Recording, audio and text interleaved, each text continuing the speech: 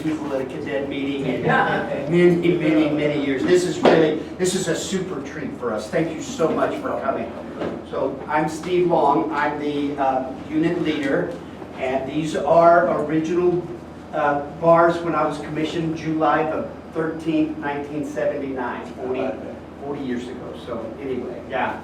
And then I got commissioned again in Alert Cadet, and then they let me be the unit. These men have let me be the unit leader for the last couple of years. But anyway, so we are really thrilled. I'll have Tom introduce you. But what we are, we're fathers and sons. We go out and we do service projects. We go camping, hiking, do all that kind of stuff. And then once in a while we have a super great privilege like we have today. So with that, Tom, I'm going to go ahead and have you introduce Mr. James, and then we'll... So, most of you here know Mr. James, and I'm glad you do. So Ralph, for you guys up front here, this is Ralph James, and I met Ralph through my mom, and they served together on the school board of Wiley for years and years, and so I always heard good things about it, and we got to meet, and let's see, John, Carly, and Sarah and I went over and interviewed him at his house, and I said, these guys have got to hear this, really, because he's a piece of history, he's a hero to our country, and so we're very grateful for him and all he's done, and just really appreciate your service, really do. We're really grateful, and so we're so excited that you're here. We appreciate you being here. If you are a family member, maybe just one person from the family, would you introduce so these guys can see? We'd just like to know Ralph's family. So, family, start off for us. Yeah, so I'm Mark James. I'm Ralph's son. This is my brother Matthew. His wife Alice, their two boys, Joshua and Jackson. This is my son Nathan. We've got my sister Kelly, her husband Greg, their two kids, Brody and Caroline. Awesome. Thank you all. So what a privilege that you are here. Thank you. Sir. Yes, sir. I'm David Boucher, and this is the part of my family that's still at home. This is my wife Shirley. My daughter Elizabeth, she is in nursing school at A&M Commerce, taking Air Force ROTC at UNT Denton. And Aaliyah, Abigail, and Christina. Yes. Thank you, Dave. Appreciate it. Okay, so Ralph, we're going to let you take it away. All right. Well, thank you very much for allowing me to come over and tell you about some of the events of my military career. I was born and raised in the area where, there was a draft, and so when the draft came up, you were going to go into the military service, and so when it reached that point in time that I was still checking with my draft board to see where I was in line, they kept telling me where I was, and so it got closer and closer. Finally, I decided I didn't think I really wanted to go into the Army and spend two years. So I went over to, I was working down in Raleigh, North Carolina at the time, and during lunch I went over to the Air Force, and I talked to the recruiter over there, and I said, hey, I'm looking for a flying job. You guys hiring any pilots? And the guy said, no, but we'll make a good navigator out of it. And I said, no, I don't want to be a navigator, I want to fly. Oh yeah, no, come on over and sit down. So I left there and I went back over to where I was working out of the Fort County Courthouse, and the Navy recruiter was there in the courthouse. And so I popped in there and I said, you guys hiring any pilots? And I'd like to talk to you about it. And they said, oh yeah, we are. Said, we'll take you up, send you up to Norfolk, Virginia. We'll put you through 3 days of physical and mental and all the different types of tests. And if you pass that, then we'll send you down to Pensacola, Florida. So I set up to do that. I went up to Norfolk, Virginia, spent 3 days, and passed the test. And so eventually I wound up down in Pensacola, Florida for pre-flight. You go through pre-flight, it takes 16 weeks. It's nothing but basically just mathematics and science and different types of things, plus awful lot of physical training and swimming. You got to learn to swim if you're in the Navy, right? So Anyway, you leave there, you go out to the airfield that's close by, and you fly the small trainer airplane. So then it's just a process of moving on. It took 18 months to go through the entire program from the time I went in until I got my wings, and then I got orders to go to San Diego and fly in a fighter squadron out in San Diego. I arrived out in San Diego, and it was well, kind of a long haul for me to living in North Carolina. It would take 5 days to get there, but I made it, and didn't have a car that was air conditioned. Boy, it got hot out there in the desert. But nevertheless, these are the Navy wings of gold that everybody worked so hard to earn during that period of time. I got joined my squadron, which was a fighter squadron, flying F8 Crusaders. You can see pictures of them here in a minute. And in fact, if you want to advance it on, we'll just show them the picture or two here. This is the airplane that I flew. It was a Mach 2 airplane. It was very supersonic. It was a real turning airplane. As you could probably see, right here on the nose of the airplane is the guns, the 20mm cannons, and this is what they fired right here on the table. It would hold 500 rounds, and the 500 rounds would drop down and fire out of the gun ports. From there, we would go aboard ship. I made 3 cruises over to the Far East, and the first one was basically a peace cruise, wasn't anything going on.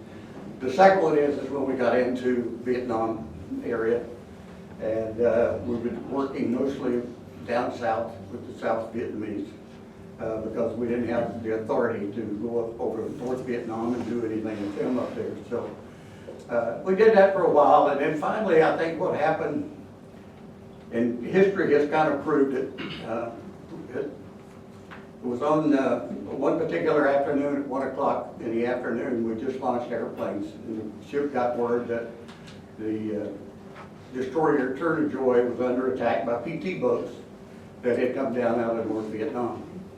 So we had airplanes that were already airborne. They went right on up there. They didn't have much armament, but they went on up there to find them. Well, the distance for them was probably 10 minutes because they were already airborne. They just went right on up into the Gulf of Tonkin area, and they found one PT boat, and the one PT boat was 60 miles away.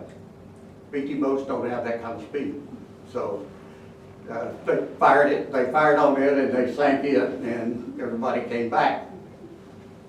3 nights later, at 10 o'clock at night, the ship itself sounded general quarters, and if you know what general quarters are, that means it goes over the big announcement system throughout the airplane, and it says all hands man your battle stations. Everybody had a place to go. For pilots, it was to the ready room. And so anyway, we launched probably most anything that we had that would fly. Went up over the Gulf of Tonkin area to where the PT boats were. Dropped flares all over the place, and we couldn't find any PT boats.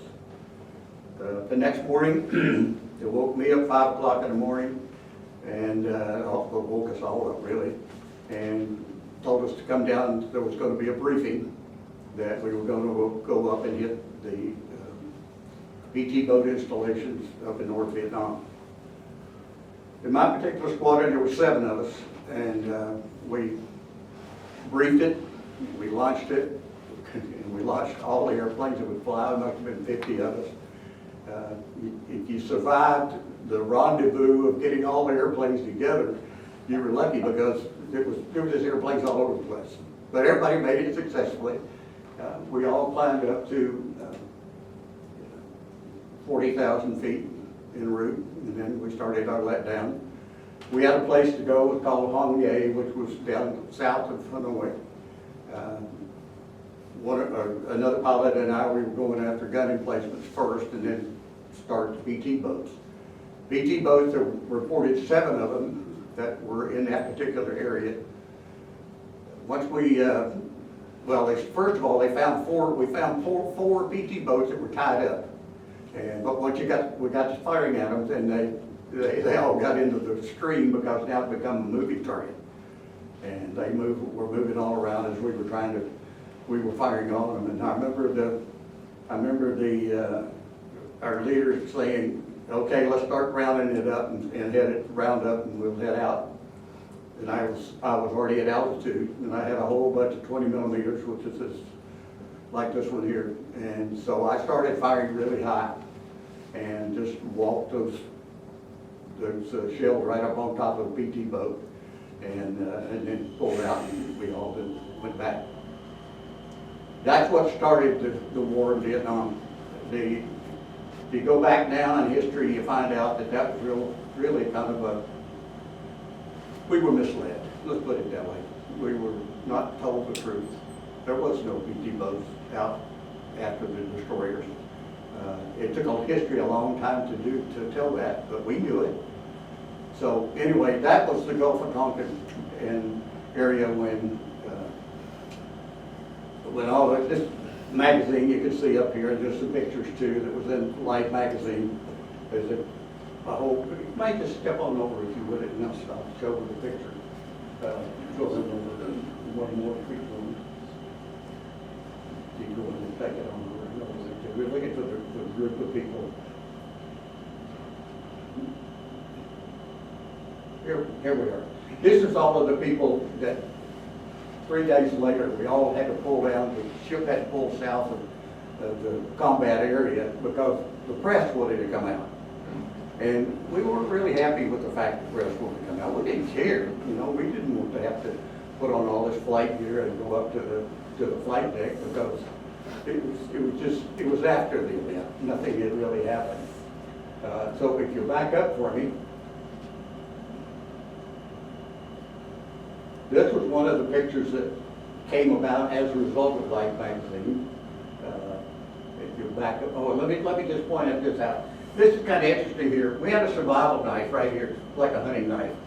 Over here we had a red, it was a strobe light. You turn it on if you went down in the water and it was really bright and flashing. And of course, everybody knows what that is. Underneath of that, we had a 38 special that we carried with us wherever we went. This was our flotation gear that went around the bottom of us, and there were some packs that were under there that had different things in there that we could use in case we went down. Okay, now if we back on up again, this was just another one that was made during that time. This was made by the Life magazine photographer. Back up again one more time. This is a picture that was in Life magazine. Again, you can see the color of the different things that was part of our gear. Ralph, how old were you there? When this was in 1964, so I was 26 years old. Yeah. By the way, so you don't have to do your mental telepathy, I'm 85 now, so. I'm sat in a lot of groups and I say, okay, let me see how old is he? So anyway, get that part out of the way right away. But anyway, after the Gulf of Tonkin, now we were set up to where we could just do air strikes, and we could do air strikes in North Vietnam. And the ones that were called Alpha strikes were strikes that were on just Hanoi, Haiphong complex, which is the northern part of North Vietnam. Had a big harbor up there. We'd go up there and we'd fly up and take about 50 airplanes, and we just drop stuff. And the problem with just dropping anything, the first people that would drop is they just made such a smoke and such a clatter. You came along behind them, all you did was just drop the smoke. And you tried to drop bridges that cut down their supply line. We did that quite frequently, and then they started getting SAM, surface-to-air missiles, and surface-to-air missiles are like a big, huge telephone pole that puts out a tail of fire like crazy, and by the time it gets to about 10,000, 12,000 feet, it's doing about 3 times the speed of sound. That scared us all to death, except we learned that because of that speed that they had, we could outturn them So when we saw them coming up at us, we could actually, if you had the guts to wait long enough, patience, then you put a hard turn, and you could actually turn away from it, and it would go on by you. But we did have a few people shot down by SAMs. That was a particularly difficult time. And then, for some reason, each year at Christmas, our government would decide to have 30-day stand down. We wouldn't fly for 30 days. It was pretty ridiculous in my opinion, because what the North Vietnamese would do is they would calibrate everything at that point in time. They'd get all their missiles, all their anti-aircraft, everything would be recalibrated. So that when we went back 30 days later, man, they'd light up the sky like a Christmas tree. And we hated that because it seemed so inappropriate. But we did have a little fun from those things every now and then. We'd come off a target, and we would go back to the ship, but we'd come off a target, you'd get out over the Gulf of Tonkin area. And what would happen is, out over the Gulf of Tonkin, there would be all of these little boats that we call them Walla Wallas, and some of them we call sandpans. They were out there, and they were out there to hopefully capture a down pilot, because if they did, man, they were going to get a real treasure. And so a number of times that I'd come off the target. As you can see here, you saw those pictures of fighters. They're just me in the airplane, just one person in the airplane. But anyway, we'd go out there and come, after we cross the beach, we'd go down, get down low, and start looking for these guys. They weren't too hard to find.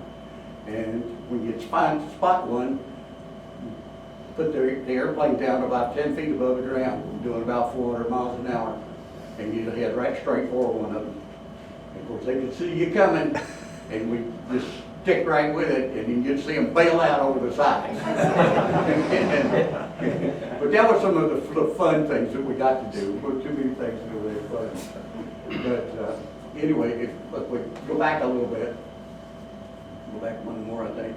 Yeah, this one here was. This particular, I don't know, it doesn't work good on there, but anyway, this particular bomb, as you can see here, that I'm leaning up against, it's a 2,000-pound bomb. We carried one 2,000-pounder under each wing. This represented the 4 millionth ton bomb that we dropped on North Vietnam, and that's why it was painted up and everything. And the guys from avionics, they loved getting one of these because they left a write all over them. And before anyone did going to be dropped, they left the write all. Anyway, go back one more.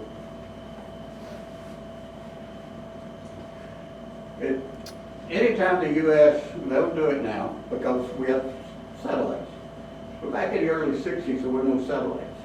So the Russians would always, after we left Hawaii, going on over there to the Western Pacific, the Russians would always come out and try to find us, and they'd always want to overfly us. So during the daylight hours, knowing that it was only going to happen in the daylight, we kept 2 fighters manned at all times on the catapult, from sunrise to sunset. In this particular day, the ship got the word that 2 of them were inbound. So they launched 2 of us, and I'm actually flying this particular airplane. They launched 2 of us out to intercept them, and they picked them up about 175 miles out. And so they launched 2 of us. I went to one, and the other guy went to the other one. Now, it doesn't look like that big an airplane because this plane is closer to the camera itself. But I moved over, and I had a handheld camera because in case the photo airplane didn't get airborne, we carry a handheld camera. So I moved on all around this airplane, and it was really funny because heads would kind of pop up at her everywhere. And then right here in the very back here, the very tail gun, the old tail gunner back there, I'll never forget him. He had a green helmet on, soft cloth helmet on. He had a camera with an amber filter on it about this big. Now it's late in the afternoon. It's about 5 o'clock in the afternoon. So For me to go over to the other side of him was of no value because I would be looking into the sun. Being over here, he just lights up the sun lights him up real well. So that old tail gunner, he motioned me to go over to the other side. I'd shake my head, and then I'd move around, I'd make some more pictures, and the next time I'd move back to do a little more, he'd be over there going. So finally he tried one more time, and I shook my head, and he kind of gave me the old international sign. I don't know if you know what that means. And I saluted him. Because it was just out of respect. But these guys they weren't up to anything but to say, hey, we can find you. And the Navy would say, hey, we can get you before you get here.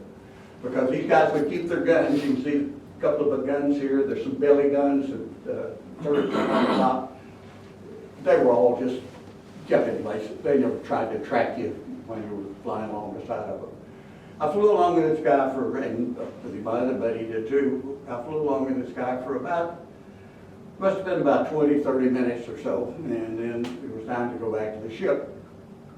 So we turned around, the two of us joined up, and we went back to the ship together.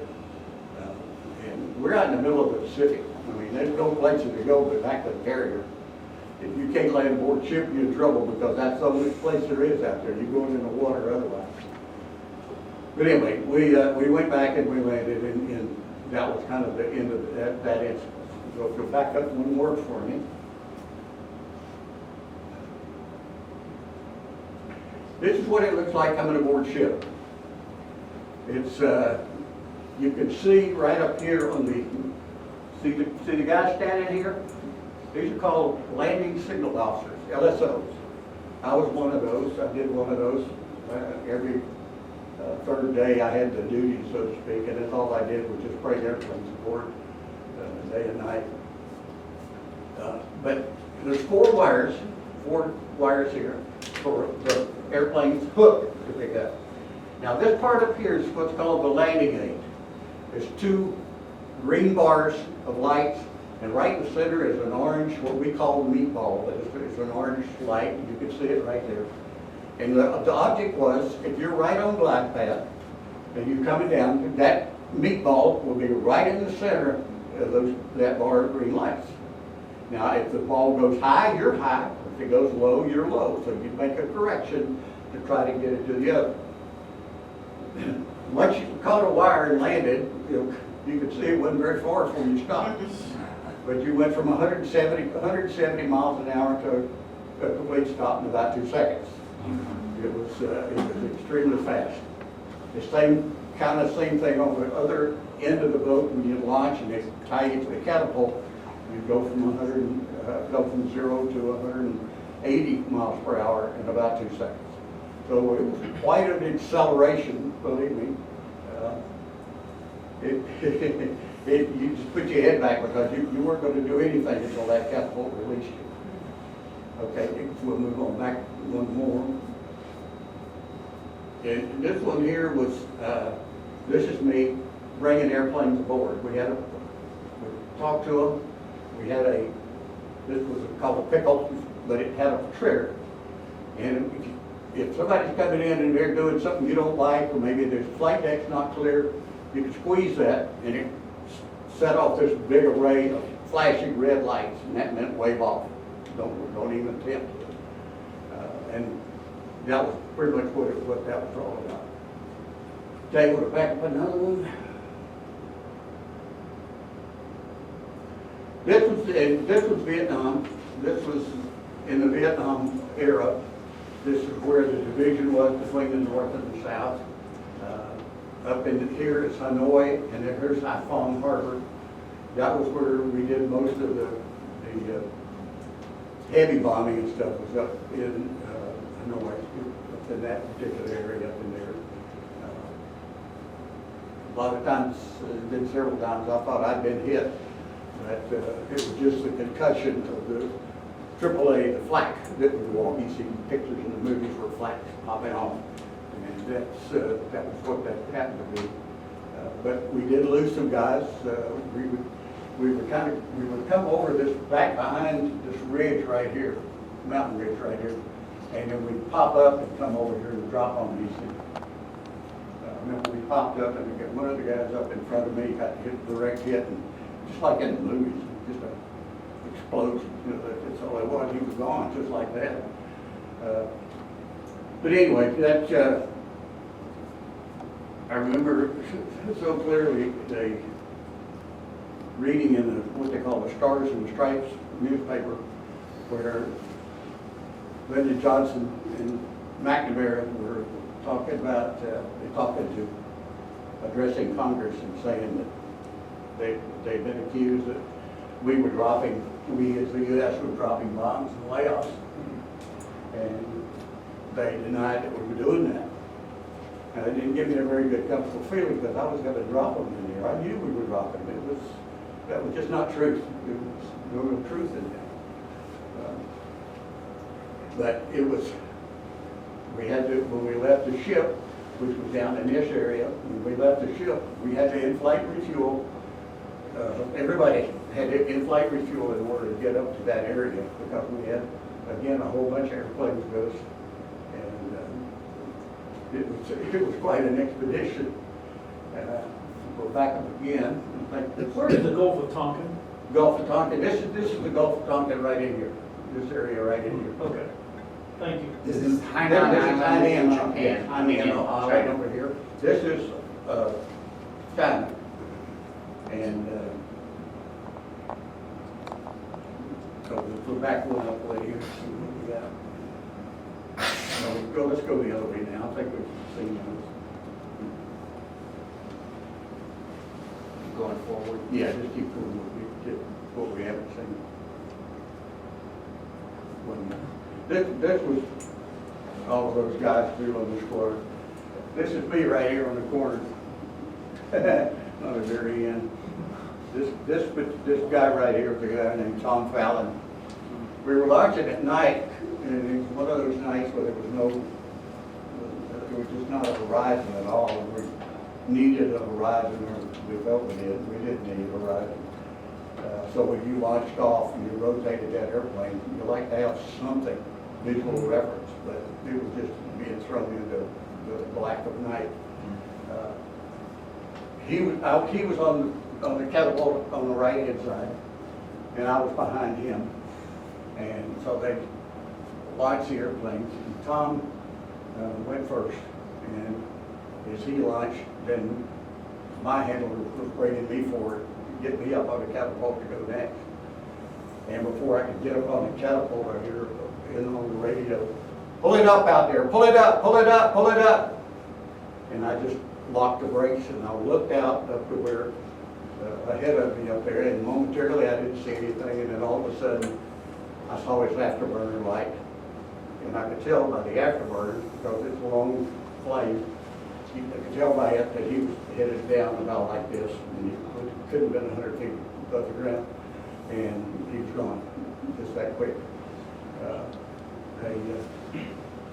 Search and rescue went out, tried to find anything. All they found was his helmet in 4 pieces. That was all they found.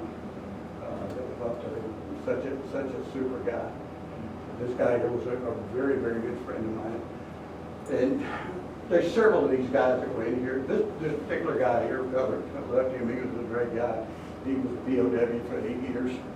And I talked to him out in San Diego back in the 90s. And he told me so many stories, and not stories you'd like to hear, about the treatment and how they were treated. So here we'll go over one more. I was more interested in what you had to say. Now this is really interesting. This is the photograph. This is the ship. This guy's going to land on the ship. He's making a turn. He's going to turn, go all the way around, and come back and land. So he's turning, and he'll keep checking to see where he is with reference to the ship. And you can see that it's shaking a little. That's because he's turning pretty hard. He's getting a little buffet out of a little bit of a stall with the wings. And in just a minute, up in the upper right and left-hand corner, you'll be able to see the wake of the ship. Now you can see the wake of the ship coming up. So now he's going to go around and lined up with that wake of the ship, or kind of to the right of that wake. You can see the carrier now.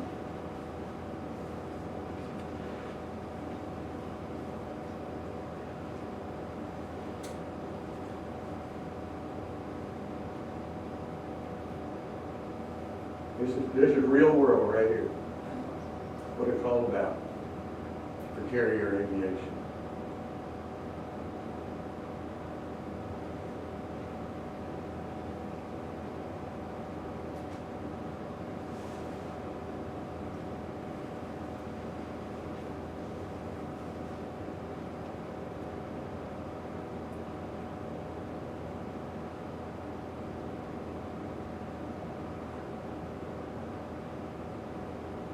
That's it. He's on the ground. And so anyway, that's pretty much the slide that I have. Now, a number of tales that were kind of interesting. One night in particular, operating out in the Gulf of Tonkin area, and we had the midnight shift. We had two carriers, so you operated midnight to noon and then noon to midnight. So we were up had been sent up on what's called a combat air patrol cap station, and it sent 4 of us, and we were spaced out across. And what it is just kind of like a web between North Vietnam and the ship itself. It's protection, and so you just sit up there and you just fly a racetrack pattern, which is boring as all get out. And 2 o'clock in the morning, it's not much fun. But anyway, I was sitting up there, and all of a sudden, the controller that was working for me, he said, "Firefighter 201, I've got a bogey for you," which means an unidentified aircraft. Turn left to a so-and-so heading. So I did. And I got turned. He identified where he was. I picked him up on the radar. And I could tell that I wasn't catching him very fast. And I said, I need to go. The word was gate, which meant like the afterburner. I said, I need to go at gate. And the guy said negative. Because they don't want you burning the fuel. When you look like the afterburner, it burns 4 times the amount of fuel that you would burn normally. So it took them about 3 minutes. They came back and they authorized me to do it. They realized I wasn't catching him very fast. I was just subsonic. I was almost supersonic, but you needed that afterburner to keep going. Finally, they authorized it. I lit the afterburner. I accelerated up to about 1.6 times the speed of sound. And I mean, I was down below him. I was looking at him on the radar, climbing up. There was an overcast up ahead, up over the top. And I picked him up, realized, okay, you're catching up with him. Come out of afterburner and started slowing down. So I did. And I got to 4 miles from the sky, and I was still kind of underneath that overcast. But it was a thin overcast. And then the controller said, select an arm. That meant select an arm to Sidewinder. And I thought, I'm getting one here. And so anyway, it kept on going. Then the Sidewinder, you could hear a tone when the Sidewinder could see the missile. I mean, the Sidewinder could see the airplane. You'd get a tone in the headset, letting you know that the missile could see it. I kept going and easing on up, and then I came out about 2 miles or maybe less than that, out of the overcast, and he was just up ahead of me. But what I found out strange was he had lights on the wings, he had rotating beacons on the top and the bottom, and I thought, man, that's strange. You know, nobody's going to come out here and fly. I don't fly with my lights on out there. Anyway, I got within about a mile of this guy, and all of a sudden this controller started hollering, switch is safe, he's friendly. And I had already made up my mind I wasn't going to fire until I could find something to really identify the airplane, because there was too much light pattern, too much light. Anyway, I just came right on up beside him. Now, on a fighter, you can just come right up on the wing. I mean, you know, I didn't have the lights on. They didn't even know I was out there the whole time. I came up, and it was the TWA 707 going from Hong Kong down to Bangkok. Some people are sleeping, some are drinking, and all of that. I pulled on up a little bit farther, and I could see in the cockpit, see the guys in there talking and carrying on. Never knowing how close they came to actually very serious situation. Obviously, when I got back to the ship, I debriefed it to the ship. And the ship went back to Washington and said, hey, you know, you got some guys out there being pretty stupid. You know, they turned their, what they had a transponder, which would identify himself, they had that turned off. So the next night, there was another guy, and I may have, but another guy had the same thing happen to him. And he did pretty much what I did. He went up and he looked around, but he was a little more brave than I was. He pulled up ahead of this Boeing 707, pulled up a little bit ahead of him, and then he lit the afterburner. And that thing puts out a long fire tail, and he did a roll right around well, he heard about that one. They didn't particularly like that one. Another instance, I went over to pick up an airplane in Barbers Point, which is the Navy field over there, Barbers Point in Hawaii, and they had a lot of gas. They'd been in repair. I had a lot of gas and went back to I was going to have to dump a lot of it to come back aboard ship, and they'd given me a time to be back. And so I had all this gas to burn, and I called the tower and I said, identified myself, and I said, I'd like to make a supersonic low pass. And whoever answered it said, Roger, call over with such and such a frequency. So I did. So I called over to another frequency, identified myself again, and I said, I'd like to make a supersonic low pass. And whoever cleared me said, Roger, the Angel, that's the helicopter, is on the right side, you're clear. So I was up at about 20,000 feet, and I started that thing down, and the flight deck level, which is what you'd make a pass, was 40 feet above the ground. So I come flying through there, and I'm doing about again about 1.5 times the speed of sound. And all the guys out on the flight deck are out there loading bombs and ammunition, and they don't see this airplane coming because it's ahead of the sound. And all of a sudden, this boom goes by. And of course, as I go by, I just pull it up, being the young guy that I am, pull it up and I roll it, and then somebody comes on the radio and says, request pilot's name. I said, oh boy. So anyway, when I got back aboard to the ready room, I had to go up and see the old man of the ship. And but fortunately, somebody had heard me call and be cleared for that. But that was kind of an interesting story. But war is not a fun thing. It's not something you'd like to do. We came one day short of setting a record for World War II of being at sea, and we were at sea for 63 days. So, you know, it was kind of one thing for us. We at least get out and move around and come back to the ship. But the people on the ship, they didn't see the light of day except for water for all of that period of time. It's just an awful lot of stories that can be told.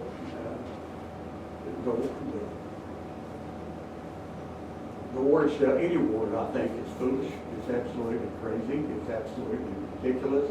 I flew for American Airlines for 33 years. Had a trip that I went to Santiago, Chile, Lima, Peru. Every trip would stop and go down to Santiago and then back to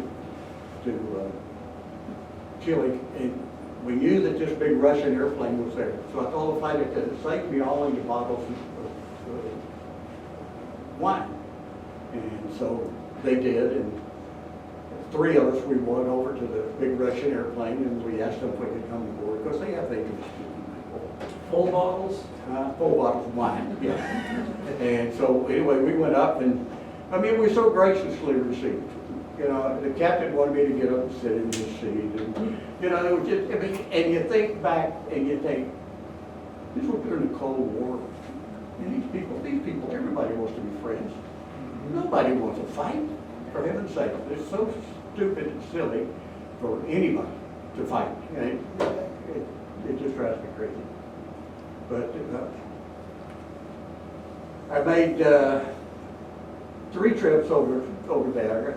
The last 2 were combat tours over Vietnam, and it was not much fun. It was scary, especially when you knew you were going to go up in the Hanoi Haiphong complex. It just scared you. And it just scared you because you knew how well fortified they were with missiles, with anti-aircraft fire, all kinds of things. But, you know, the good Lord took care of me and He brought me home. A lot of people during that period of time that were POWs during kind of in the early part of the war.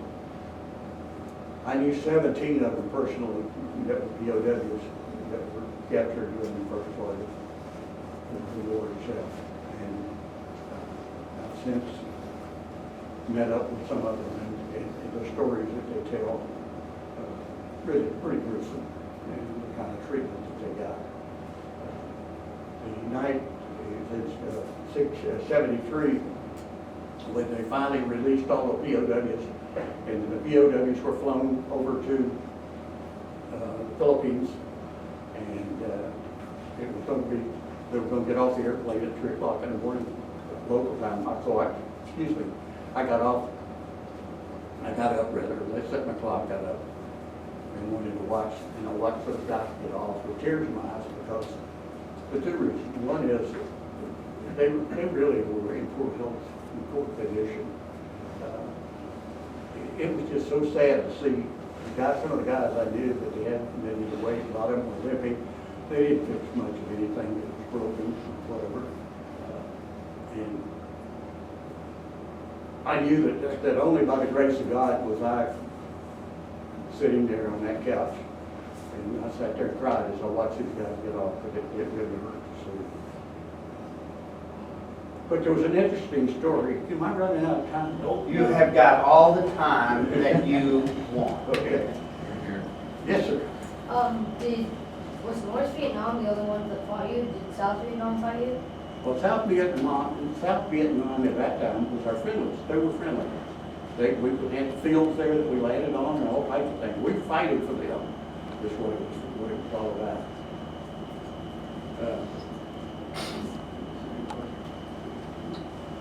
On your map there, the orange is down in the South Vietnam area. Is that Viet Cong incursions? And then the little scattered orange dots down the bottom, or what is that? The North Vietnamese would come down. A lot of them would come down through layouts over on the side of the western part, and then they'd come across. And anyway, they could get down into this area. We would come over here and just do air support for them down there at times, but they were all over everywhere. I mean, and the sad part about it was, we could be flying along over in here, or in North Vietnam, once we were allowed to fly over there. We could see a convoy of trucks coming south, and we couldn't fire at it. We were told, you can't do that, but you can get on the radio, and maybe you can get permission. Well, to get permission, you had to get on the radio, you had to go to Saigon, they had to go to Washington, D.C., and somebody up there had to approve it. And by the time all that was done, you're either out of gas or the convoy is gone.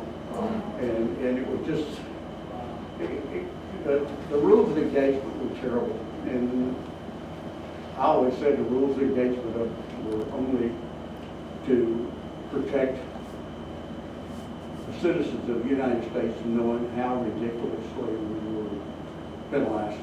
And because the enemy knew what we were doing. It was very obvious to them what we were doing.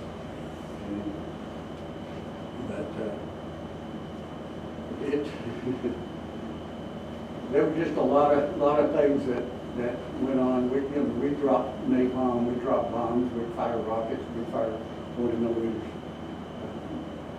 in all the support that in Vietnam, in North Vietnam, they do the same thing. And, but there was one of the guys that was a POW, turned out later, be a good friend of mine. He went to work for American Airlines. And I spent 3 days flying with him, talking, and telling me the stories.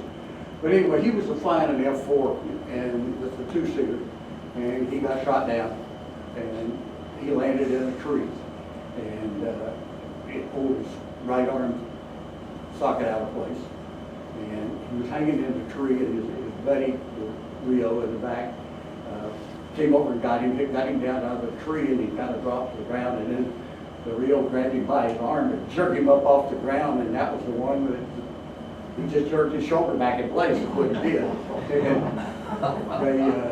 finally they had to split up because the enemy, the North Vietnamese, were coming after him. He woke up the next morning, he slept in the bushes and stuff. The next morning he woke up and he was so thirsty. He went down to rice paddy, and he had to walk down a little hill where the water was. And it was about 5 o'clock in the morning. It was like this dawn, daylight. And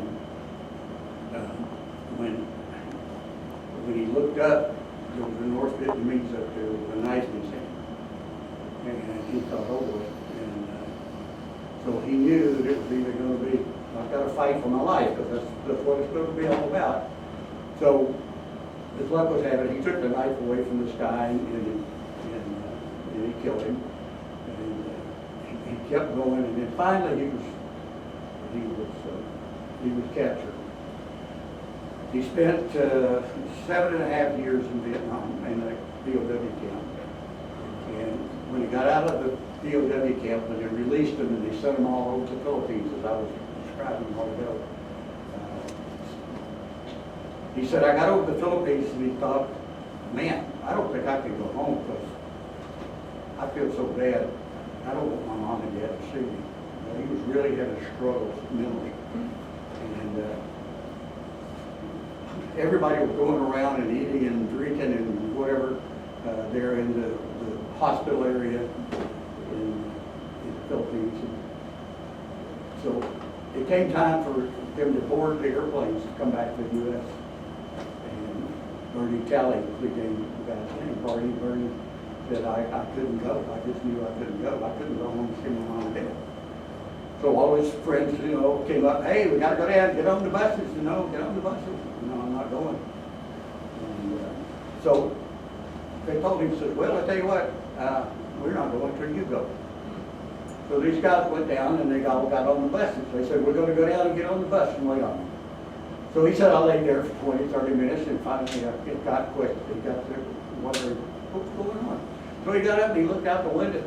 All these guys are still sitting on the buses, waiting on him to show up. So he said, I laid back down. About 10 minutes later, I got up and it's still there. And finally I said, they're not going to go, put on me.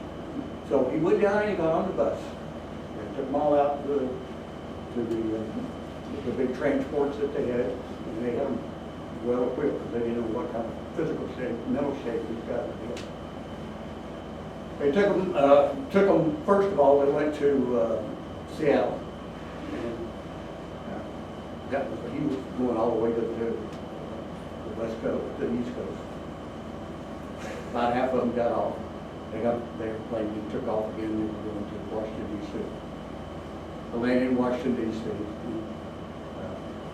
Everybody got off. He said, I'm not going to get off. I can't see my mom and dad. They just can't see me. So he said it wasn't too long. This general came in, called him by name, said, well, we think you need to come on out here. Says, I got to have somebody to just kind of make a speech for us. Would you do that? And he said, I don't know why. I said I would, but I said I would. So he said, we walked on out there. We walked out there to this big platform, people out there screaming and hollering and all this. He said, I knew my mom and dad were down in the crowd. And he said, the general called me up to the platform. He said, I walked up the platform, and he said, I looked right down here. He said, it was this little boy that was about 4 years old. and he waved an American flag. And he said, just like that, all of that bad stuff just disappeared. It was gone. It never came back. And it was such a touching story that something so simple brought him back to life. And just there were so many stories that one could tell. And I don't know. It's like I say, it's kind of hard to. We've lost guys off the ship. We've had guys hit the back end of the boat, back end of the ship at night. We've had guys lost off the front end of the ship, like I was telling about my friend Tom. It's a dangerous place to be, but it was necessary. And we were well trained. We were extremely well trained. And it was an honor. It was an honor to do those things. But I'll tell you one thing. At that time I got out when I was 27, so I was 26 and 27.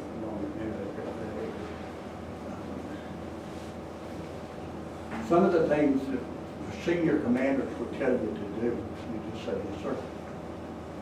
Do that. When you knew it was foolish, but you just say, yes, sir. And I've told many people since then, today I'd say, what? Are you kidding me? No way you, I mean, it was just, but that's what makes the military work, folks. That's what makes it work. It's the youth that makes it work. Because the youth will stand up and say, yes, sir, I'll do that. And even though it's foolish a lot of times, they'll stand up and they will carry the ball. And hey, bravo to our youth. They are the backbone of our military. Anyway, can I answer any questions for anybody? Yes, sir. How many landings did you get out of the 7 tires? Well, I was in 5 years. I did my 5 year, that was my obligated time, was 5 years. I did my 5 years, and I did a little 400 carry landings. And of course, each one of those landings is a takeoff. You tend to think that the landing part would be the hard, or the hard part, but it's not. The hard part is the night catapult shot. Because when that thing fires at night, and it's one of those nights where there's no horizon, if there's something wrong with your airplane, or they don't give you enough speed off of the end or whatever, because you have no depth perception, you'll be in the water before you know it. But come landing, you've been flying that airplane for a while, so you've got full control of it, and you know what it's doing and what it's going to do. So that was really, nighttime was never fun. How would you rendezvous with, when you got multiple aircraft going up? How close could you get? And still be relatively safe? When the airplanes are launched, I mean, they're launched at about 30, 35, 40 seconds interval. And the first one and then the second one. And it takes a little bit of time to get the next two onto the catapult. And then those go too. But you had a point that you would, we had a navigation aid that we could provide distance and time. And your radar could tell how close you were to your buddy. Yeah, yeah. And then too, we got lights. We didn't burn. We'd get lights and all that on, so it could be seen. Did you have a close call off the end of the ship? I had one close call actually in the ship. Was we came out of the Philippines, and it was after we knew that we had some airplanes to send back to the Philippines, because that's where all our big names kicked in. I had one of the airplanes that was going back to the Philippines, and so everybody else was, what the term was, run through the deck. That means they would launch you, you'd go out, you'd come back around, and you'd land, and launch you again, and they were doing this for everybody. But so when I got up on the catapult, you'd always write on your nose gear door, you'd write with a grease pencil how much your airplane weighed. That's how they set the catapult itself to the amount of pressure that it would take to fire you off. The only thing I can say is I think that they probably somebody misread it or whatever. It was one of those dark nights and you couldn't see anything. And when I launched, I rotated just like you normally do, and I noticed the airplane shuddered just a little bit, which means a wing stall. And so I looked around at the altimeter and it said 40 feet, and I came back around and then it said 10 feet. And I looked up at a radio altimeter, which would bounce signals off the ground. It said 10 feet. And that scared the fool out of me, so I lit the afterburner. When I lit the afterburner, they thought I had hit the water and exploded because of the amount of light that they put off right on the water, 10 feet off the water. So, there was a lot of times when, yes, sir. Were these steam catapults, and were you ever the catapult, whatever they call a catapult, the shooter or whatever the guy is that says you're free to shoot off the? No, you have a catapult officer, Okay. and all the crew brings you up, and they get you all hooked up and everything. And then when they get you hooked off, they give you a thumbs up, and then you run it up the airplane up to full power, because you've got a thing that's holding you back, and it shears whenever the thing fires. It's called a holdback pin, and you check all your estimates while you're full power, and then when you're satisfied with everything, you salute. And that's, if you've seen Top Gun and all those, you'll see where they salute and they go off. The thing was, you had to either make sure you had your head back, or if you didn't, you bang your head back on the headrest. You fire with that acceleration. No, that was all done by the ship. People in the ship. Anybody else? Yes, sir. The refueling, were they land-based or carrier-based? No, the refuelers were, you're talking about the airborne. Yeah, you said you had to refuel, so you take off basically and refuel before you go Yes, on. they were all carrier-based. They Really? were all carrier-based. Wow. Some of them were smaller airplanes, some of them were a little bit bigger, but they were all so based aboard ship. How many planes could they refuel before they had to land? Well, just like I said, we were going to go up into the Laos, and they call it the plane charge area up in northern Laos. We were going to go up there. We were going to take, as best I recall, we were going to take probably somewhere around 35 airplanes, and everybody needed a refuel. So they said every tanker that they had, some of them were big tankers. I mean, they were twin engine big jets, and they had plenty of gas. And not only that, but see, you haven't gone far enough. You're not empty. You're not really needing fuel, but you need fuel to be able to come back. So they top you off, so to speak, on the way in, but you had enough to then come all the way back to the ship. Just like the one where I intercepted the Boeing 707. The reason they didn't want me to go supersonic is they didn't want to in-flight refuel me.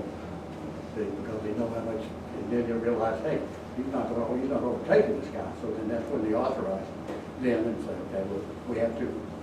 I didn't have to, because it was there. So, yes, sir. You had mentioned, I think, about a harbor and mining a harbor, and Yes. that could have done a lot during the war. Yeah, that's a good point. There's so many stories to tell. When I was over there, I got out, my last trip over was in 1966. When we were on that particular cruise, we had the mines for mining High Fawn Harbor on board 3 different times. Anybody know what a mine is? It's a floating device that they dropped in the water up around in the harbor, and then it has a magnetic capability to it, but then whenever a ship gets close enough, it come up and pull up the ship. So that's what a mine is, but they're in the water. And we had them on board 3 different times, and the sad thing was that was 1966. It was 1973 before they finally mined the harbor. I mean, it was a stupid war, and we didn't win it. We just finally put all the. And you felt like that would have really made a difference, correct? Oh, I think it would definitely have made the difference, yeah. Because it just, I mean, even, I read some, what was classified at the time, but that's a long time ago now. But even in 1965, the military commanders in the field, or the ship, I should say, sent a proposal to the military commanders and to Washington saying that we would like to go in and drop all of the dams, dikes, and levees. And the theory being that when we do that, you flooded out all their rice crops. And they figured it'd take 2 or 3 weeks to come to the table and negotiate a peace treaty. 3 days later, and I read both letters. 3 days later, it came back. This is an inhumane way to fight a war. Permission denied. The humane way for them was to go from 65 to 73, have thousands and thousands of people killed. And the one thing I could say, I think people probably know some friends, relatives, or whatever that were on the ground through Vietnam, really skirmished, but they come back with that post-traumatic stress syndrome. The nice part, if you can call it a nice part, about an air war or being in an airplane is you never saw the damage you did, other than if you blew up something, you got natural from that. But you never saw human beings being shot, blown up, or whatever. It's just like the guys did that were on the ground, which to me would be pretty tough. Did I kill people? I'm sure they did. My goodness, I dropped enough bombs and stuff over there, but you didn't have to witness it. That's what I'm trying to say. How do I feel about it? I feel terrible about it. I don't like the fact that, I definitely like the fact of war, but hey, we had to do what we had to do. It's just sad. Anybody have questions? Another question? Yes, sir. I've heard stories of the soldiers coming back from Vietnam and really mistreated by the public, the folks who were protesting war. Did you get that also? Yes, they spit on you, they did all kinds of ugly things. It's nice to see that in about the last bunch of years, the perception has turned around, and now we're looked upon as human beings rather than what it was then. Yeah, it was kind of sad back in those days. All that went by. When I think of my friends that I knew that were killed, and you think, oh, they were killed for no reason, not the country, but no. Anyway, it was kind of tough to know that a lot of that had been going on. And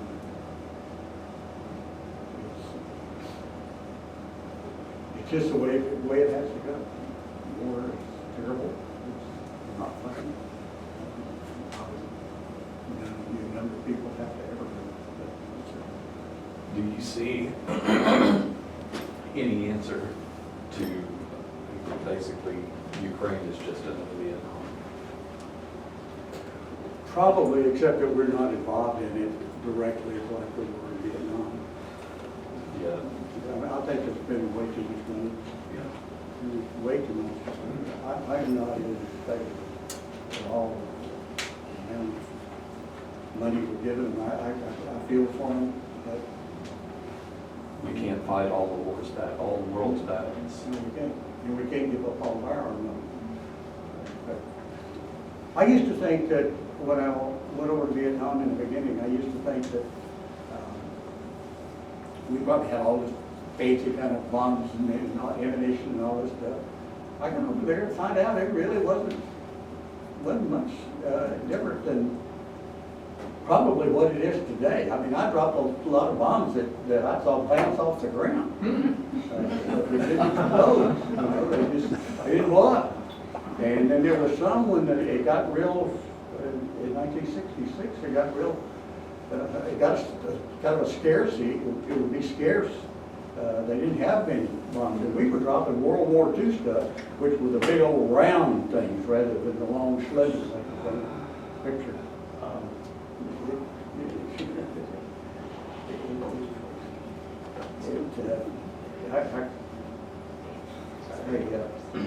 I remember reading the Stars and Stripes and telling the Congress and McNamara and Johnson were denying we were dropping bombs over there. I was going home from a flight with American. I was going home one day and I used to love to listen to this guy named David Gold. He was a talk radio guy and he got called in. And I'm going home and I turned the radio on and this before cell phone. And lo and behold, Robert McNamara is his guest. And oh man, I can't get home fast enough. I got something I really wanted to say to him because we had to take it up there. So I hustled home when I got home and I picked up the phone and I dialed a number and I got right in. Hello. And I said, I want to speak to, when he answered, I said, I want to speak to Mr. McNamara. But Mr. McNamara is not taking any calls. I said, you're kidding me. But he wasn't. So 2 or 3 days later, I called back and I got a hold of this guy, David Gold, and I said, what in the world happened? You know, I had some questions I wanted to ask this guy. And he said, well, McNamara made us promise that we wouldn't take any calls because we didn't want to talk to people just like you. And you didn't want to talk to somebody because there's too many people that are not happy with what he did. So it was sad. It was sad. Silly question. How did you, on those planes, how did you aim the guns?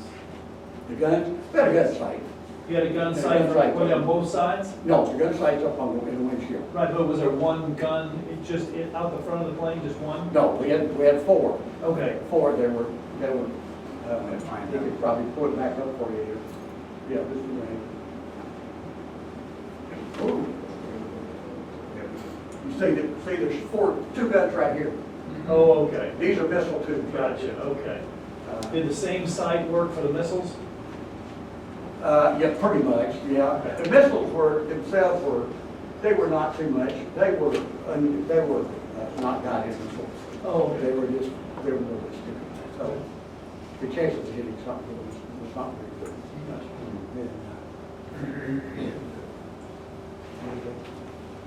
That's the one that Mr. Nicholas, that's one of the interesting things that I've been able to listen to for the past 20 years from this span talk is when what we see in the movies and television shows, we see this super high-tech airplanes of today and ships, airplanes that fire missiles, they got it in their masks now. Right. And when these guys were doing it, that was one of the most interesting stories I heard. And we got the pleasure to tour the Naval Aviation Museum in Pensacola, Florida, and see one of the airplanes that he flew. It's so antiquated, what we would believe now as antiquated, and what these guys were doing, dropping those bombs with just, simple radar type stuff. It was really interesting to see how good these guys had to be to get that stuff done. It was interesting. Yeah, it was pretty simple. Everything back then had to be what's called VFR, which is visual flight rules, which means good visibility. Everything had to be done that way because we had no capability of any kind of radar bombing or that type of stuff. So it was a bad day and a lot of rain and stuff going on. We didn't go. So you had to be a marksman, if you will. Right, that's what I was kind of thinking, yes. You had to lead them, I'm presuming. You guess how fast they were going and try to lead, just like you would a running